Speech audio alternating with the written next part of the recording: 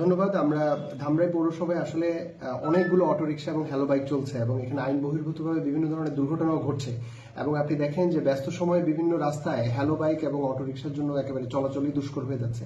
এটিকে একটি আইনের আওতায় আনা এবং পৌরসভার যেটি আইনি কাঠামো, সেই কাঠামো অনুযায়ী আশপাশের পৌরসভা, সাভার পৌরসভাতেও এটার উপর একটি ট্যাক্স ধার্য থাকে এবং সেই অনুযায়ী আমরা একটা লাইসেন্স প্লেট দিয়ে থাকি যাতে ভবিষ্যতে কোনো ক্রাইম হলে আমরা এটা ধরতে পারি। তো সেই আঙ্গিকেই আমরা এই নির্ধারণটা করেছি। আমরা যেগুলো অটোরিকশা সেগুলোর জন্য 1500 টাকা এবং ভ্যাট আইটি সহ যেটা 1985 টাকা পড়ে, আর যেগুলো হ্যালো মানে বড় আকারের যেগুলো সেগুলোর জন্য হচ্ছে 3000 টাকা ধার্য করা হয়েছে, যেটা ভ্যাট আইটি সহ 3700 টাকা। এটা বাৎসরিক ওয়ান টাইম।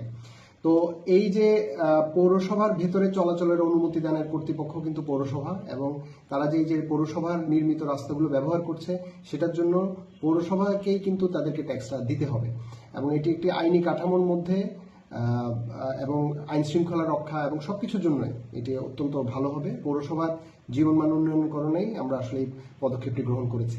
এখন আজকে যেই তাদের যে দাবি দেওয়ার বিষয়টি ছিল সেটি নিয়ে আমরা ইনশাল্লাহ আগামীকাল বসবো। আগামীকাল বসে এটা একটি সুরাহা হয়ে যাবে ইনশাল্লাহ।